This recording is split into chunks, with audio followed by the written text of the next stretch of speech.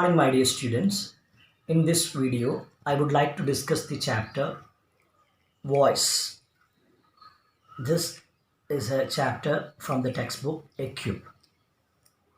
So, my dear students, I request you to take a look at the text and also to go through the examples given in the text. Before we begin, I would like to tell you that in this chapter, we study the transformation of sentences from active to passive. In order to transform a sentence, we need to understand something about the sentence. A sentence can be divided into two parts. One is the subject part, and the other one is the predicate part. The subject often does the action, that is, it performs the action in a sentence, and the predicate describes the action performed by the subject. So I said that a sentence can be divided into two parts. The first part is the subject part, and the second part is the predicate part. We can say that the predicate contains all parts of sentence except the subject. Okay, so take a look at the sentence here given in the text. The government has discussed the proposal at length. The government has discussed the proposal at length. Here, the subject part is the government, and the remaining parts, as I said, has discussed the proposal at length is the predicate part. So, in a sentence, we have the subject part and also the predicate part. Remember, the predicate contains all parts of sentence except the subject. Now, in the predicate, we should have a verb. A verb is a compulsory element in the predicate part. But you have sometimes other elements as well. We have object sometimes in a sentence. Sometimes there may not be any object. So, my dear students, now we have to look at another sentence.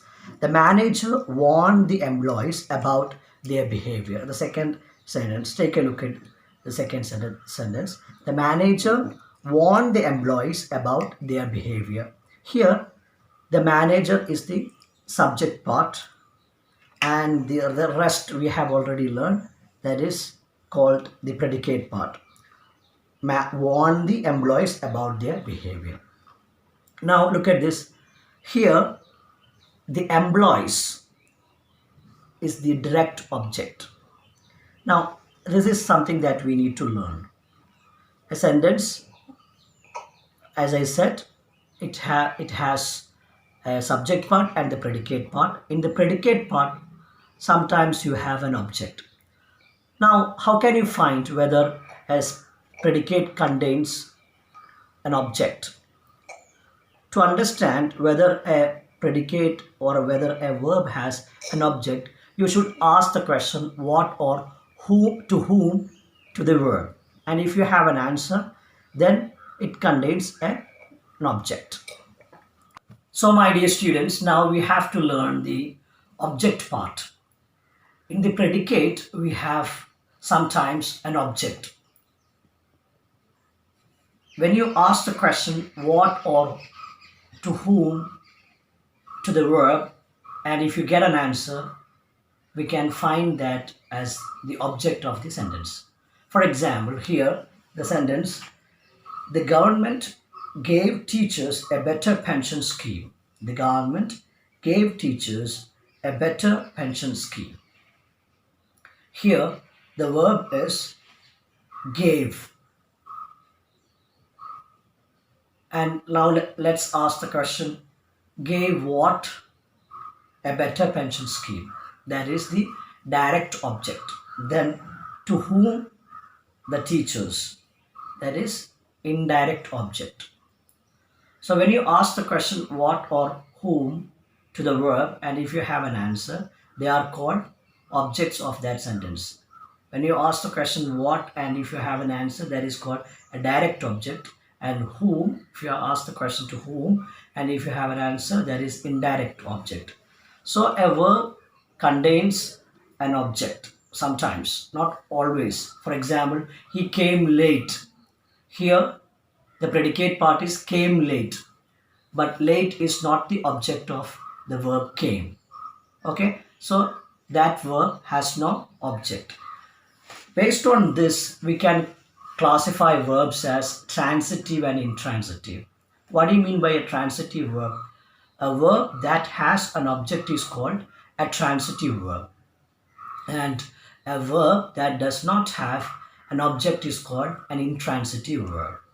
Okay, so my dear students, once again, try to look at what we have discussed so far.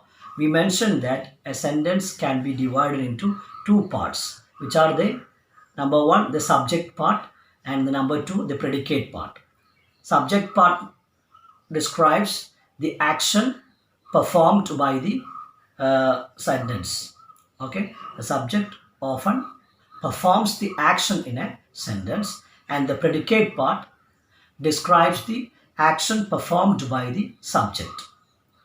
And I mentioned that a predicate is the all parts of sentence except the subject. Okay, then the predicate contains a verb. A verb is a compulsory element in a predicate. Then sometimes a predicate may have an object. To find out whether a verb has an object, you ask the question what or to whom to the verb. If you get an answer, then we can call them as objects.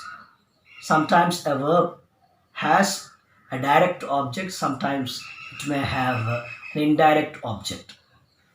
Based on this, we mentioned that a verb can be called as a transitive verb and an intransitive verb. What do you mean by a transitive verb? A verb that has an object is called a transitive verb, and a verb that does not have an object is called an intransitive verb. I think this is very important when you transform a sentence from active to passive. If there is no object in the sentence, we cannot change that sentence into passive. I request you to do the task given in task 1 and task 2. In task 1, you have to underline the predicate in the sentences. Okay, and in task 2, you have to underline, you have to circle the direct object if it has one, and state whether the main verb is transitive or intransitive. You should do these two tasks after listening to this video, and I request you to go through the video that I have already given to do the task 3 and task 4 and 5. Okay, in my previous video I discussed the changes that happen to the verb when you change it from active to passive. Similarly, you can change a passive voice into active. So take a look at the video transformation of active sentences and try to do the exercise as well. Hope it is clear. Thank you.